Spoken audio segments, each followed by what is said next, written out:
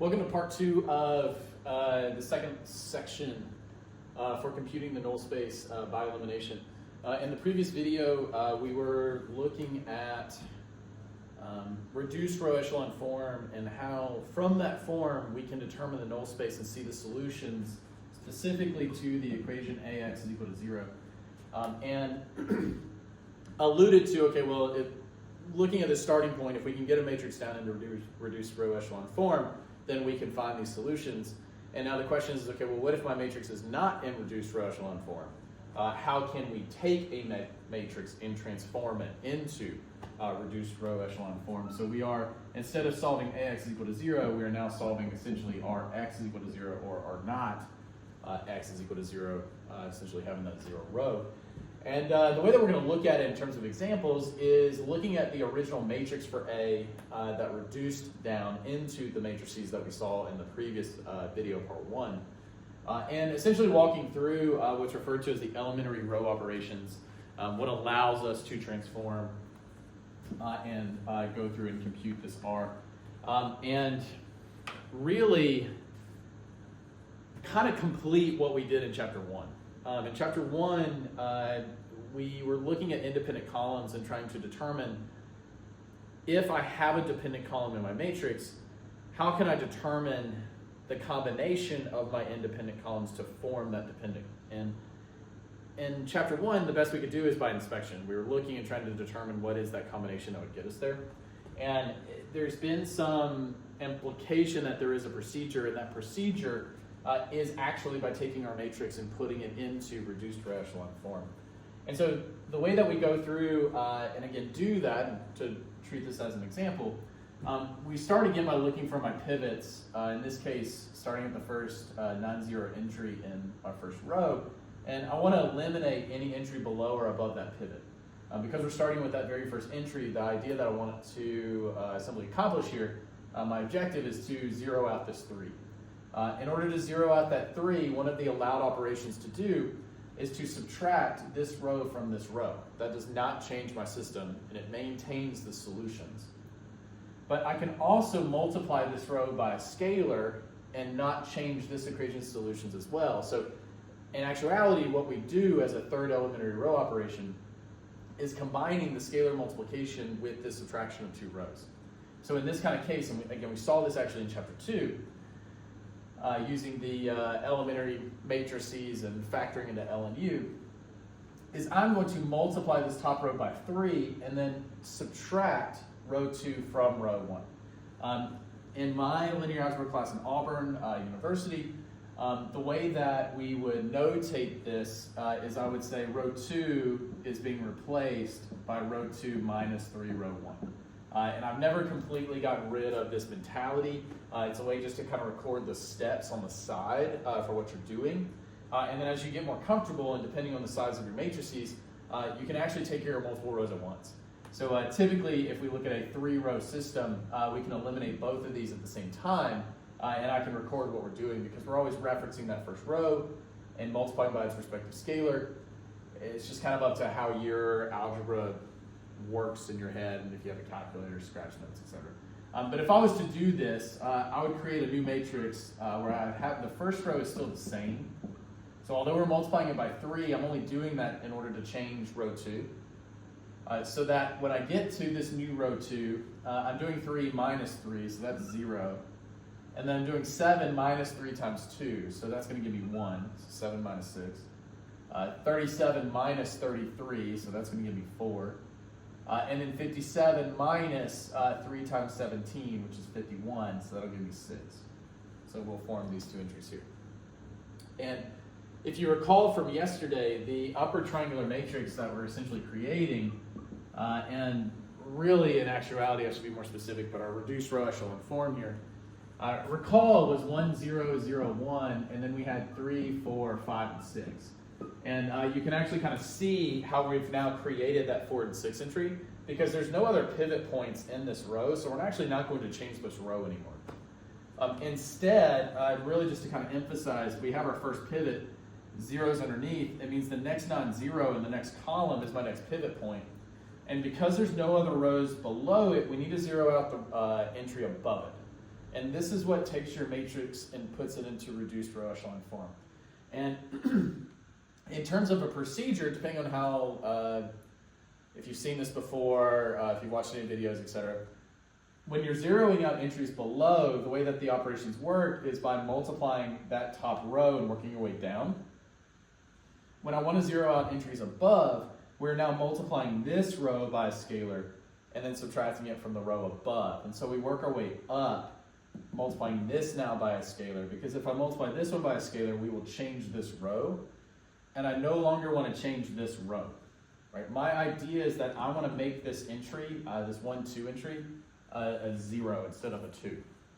So we need to go through, and I need to zero that out. Well, the way that I'm going to zero that out is I'm going to replace row 1 with row 1 minus 2 row 2.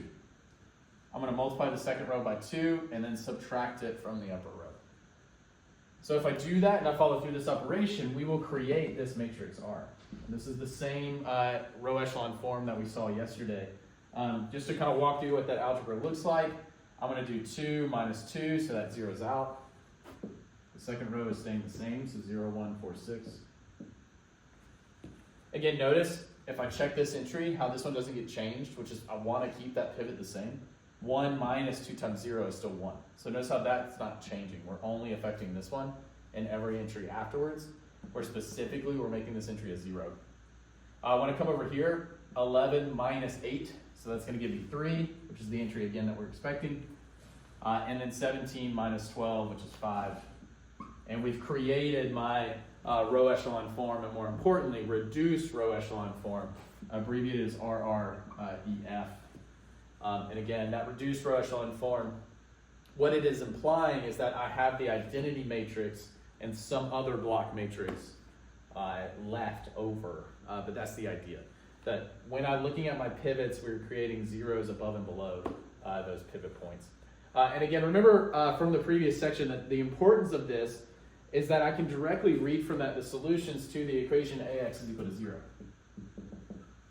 I see that my free parameters, my free variables come from x3 and x4, and like what we saw in the previous video, we can express the two solutions that ultimately create the basis for the null space. That every linear combination of those two vectors create the space known as the null space, and will be a solution to AX is equal to 0. And that's where I think what gets really interesting is it's not only outlines how to find the solution to AX equal to 0, but it answers that initial question from chapter 1, and how do we determine the combinations of the independent columns that ultimately give me the dependent columns in the original matrix, and that answer is actually found in here as well. And the book kind of gets into it a little bit, and I'd like to kind of emphasize that because, again, he kind of poses the question, what is elimination really doing for us? And I think it's really sharp to kind of showcase this overall. And so when we look at this matrix, I want you to notice that the end goal is to get down to a matrix that's I, and then something else which is F. And I believe that we used this notation in the video prior to this one in 3, 2, 1. And if I'm looking at the starting point, notice that I can actually refer to this as W and refer to this as H. So just to look at this too, spelling with, if I look down the board. And if I think about what elimination is trying to do, elimination is trying to take this first 2 by 2 matrix in here, if I was just to look right at these first 2 rows and first 2 columns, and I'm looking to multiply it by something to get me to the identity matrix here. Well, what do I multiply W by to get to the identity matrix? Well, that's the inverse of W. And so if I view this matrix in that format, W, H, the elimination process is actually performing this operation. I'm multiplying my matrix on the left by inverse of W, and if I distribute this multiplication, it actually shows me that R is equal to I inverse W times H. Well, we also know from the notation that we gave over here that this is I F. So it's showing us that the inverse W times H is equal to F. That the inverse of this times H should give me 3, 5, 4, 6. But more importantly, it's outlining the combination to go in the other direction. In other words, if I solve this for H, it tells me where these numbers are essentially coming from, that it is W times F. And when I view it this way, W being 1, 2, 3, 7, notice that these first two columns are linearly independent. It's how we're able to invert it and get to the identity matrix. These two columns we're seeing as free variables. That means that they are linearly dependent on these two columns. Well, how are they formed from those two columns? According to this combination. If F is 3, 5, 4, and 6, this is actually showing us that if I take this column and this column, so 1, 3, and 2, 7, so not a fraction, sorry, and I linearly combine them according to 3 plus 4, 3 times 1, 3, 4 times 2 is 8, that equals 11. 3 times 3 is 9, plus 28, 37. The third column is created by this combination of the first two linearly independent columns. We no longer have to guess and check or look at inspection. The process of elimination is uncovering what that linear combination is of the independent columns to form these, proving that these are linearly dependent, that the rank of this matrix is truly 2, and then therefore the null space has to have a dimension of 2 as well, because of the 4 columns, what we saw earlier. You can treat it as an exercise to notice that these two columns, the other combination then would be 5 and 6, looking at it in terms of the column picture. So elimination uncovers a lot of things, right? It gives us the solutions to the null space, giving us that set, which ultimately creates the basis, but it also shows us the combination of linearly independent columns to create those free variables, those free columns, free parameters, the dependent columns specifically. To show this breakdown again, looking at the second one. So if we look at the second matrix, this is the one that takes us into the 3x4 where there's a row of zeros. So let's take a look at that elimination process. And that is where we will end with this video. It should be enough to showcase elimination. Is if I have A is equal to 1, 2, 2 going down, 7, 14, 14 I believe, 3, 6, 9, and then 35, 70, and 97. This is my original matrix for A. Again, I have a 3x4. We already know what R naught is. We saw this yesterday, when I filmed this yesterday, but we saw this in the previous video. But when I want to walk through and do my elimination, just to walk through this process and mindset again, especially by hand. When I look at my first row, I'm taking the first entry here as my pivot, so I need to zero out every entry below.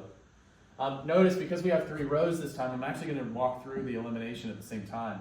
I want to replace row 2 with row 2 minus 2 row 1. This will zero this entry out.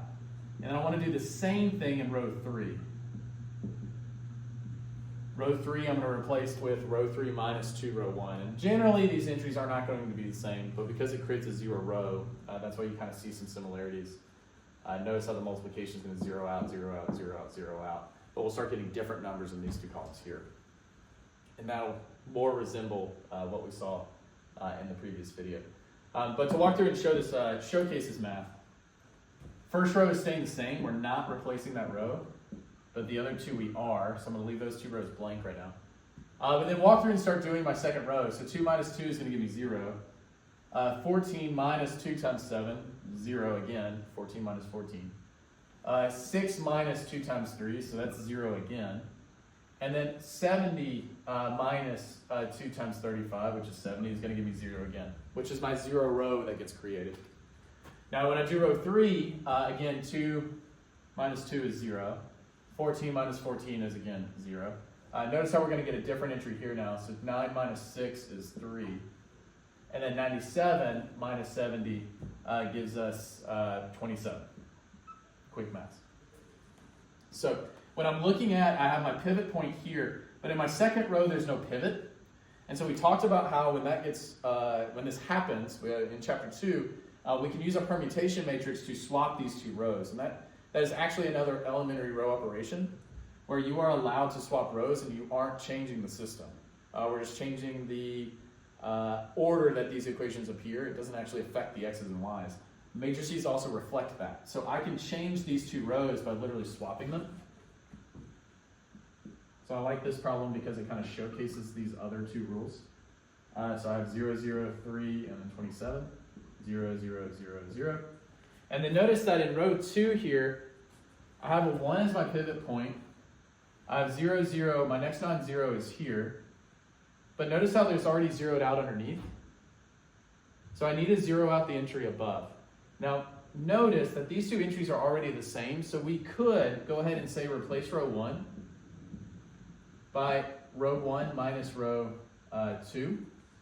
But typically that's not always going to be the case.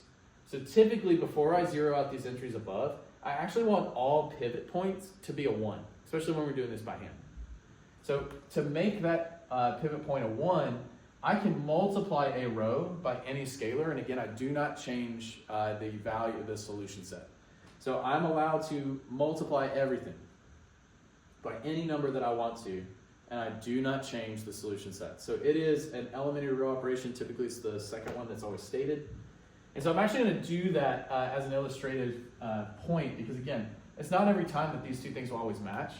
So it's kind of easier, I think, especially by hand, to make this a 1. It makes the multiplication and what to multiply a little bit better. Even more so, notice that if I'm going to make this a 1, I need to multiply by 1/3. So I'm going to replace row 2 by 1/3 times row 2. This entry is also divisible by 3. So it just makes my numbers a lot cleaner as I'm going through and working. So when I do that, this becomes a 1. So I'm just going to erase it. And then this becomes 9. And then now I can go through and say, okay, well, let's replace row 1 by row 1 minus 3 row 2, which again, it kind of sounds redundant because we're doing that, but you know, if that was a 5, then I would want to simplify it down to a 1 and then do R1 minus 5 R2 instead of saying, well, let's multiply this line by 5/3 and have to start working with fractions, which again, by hand is just a little grosser. So when I do this is what's going to give me reduced row echelon form, specifically R0 because of the row of zeros. And so let's go ahead and write out again what that matrix turned out to be. So 1 minus 3 times 0 is just 1. So again, notice how that entry stays. 0, 0 will follow underneath. 7 minus 0, so that's still 7. So notice the only thing that gets affected is what's above the pivot. 3 minus 3 is going to be 0. And anything after the pivot is going to get affected. So 35 minus 3 times 9, so 35 minus 27 is going to give you 8. 0, 0. 9. Here. And this was our R naught that we saw from yesterday. And from here, we can now solve the system. AX is equal to 0. We can read off the null space, the vectors in the null space, specifically the basis of vectors. We can also register from this the combination of the independent columns, how we can construct it. Notice how this first column is independent, but this one is dependent. Notice how it's a scalar multiple of 7, not of 2, I was looking at this one. And notice what entry we have here. To create this column, we are multiplying the first column by 7. When I look at the last column, so this is my other free variable, this one gets constructed by multiplying my first independent column by 8 and my third independent column by 9. And we can construct the 35, 70, and 97. So like what we saw in the previous matrix, we can glean a lot of information solely from our reduced row echelon form. And so when we're working with matrices, again, this is kind of the first big thing that you do in a linear algebra course is you learn about the elementary row operations and you begin to apply them in terms of steps like this. The book gives these steps. I'll write them here as well, just to list them on the board. But we've been kind of talking about them for a little while now, elementary row operations, as well as in my unit 0 if you're in the online class. So again, the first step, elementary row operations. So again, something that we're allowed to do. It's a legal move. Does not change the solution, so we can apply it to a matrix. You are allowed to multiply a row by a scalar. The second row is, or second elementary row op is you are allowed to swap any two rows. And then finally, you are allowed to add or subtract any two rows to create a new system, a new line. And what's really nice about this connection is if you think back to how you solve a system of equations in Algebra 2, you solve it this way, right? This is the process of elimination. So there's massive correlation between that and what we're doing here. We're just doing it on a grander scale. And typically, the more advanced problems that you see in an Algebra 2 or a college algebra class involves a system of 3 equations and 3 unknowns, where if you did not use a matrix to solve that problem, doing elimination or substitution can be pretty complex because you have to pair up equations 2 at a time. And notice that's what we're essentially doing here. We're eliminating variables by comparing 2 rows or 2 equations at a time. And as we do this and then work our way backwards into a reduced row echelon form, backwards just meaning 0 odd entries above the pivots, we're actually finding those combinations very quickly. And so this is what pretty much the process of elimination, working our way column by column. He gives a algorithm in the text. If you're somebody that is going into computer science, I would encourage you to take a look at that. But again, in terms of a high school linear algebra course, I'm not going to dive too deep into that algorithm piece and really just kind of focus on the elimination itself. And then again, this page essentially 96 in that second half, referring to the process of elimination and those elementary row operations. What we are essentially allowed to do. In the next video, what we'll start getting into is more of the factorization and determining that null space, giving a couple of examples, and then that should essentially round us out for 3.2 and finding the null space. So I hope this is helpful. If you have any questions, let me know. But you should be able to now take a matrix and eliminate entries into reduced row echelon form.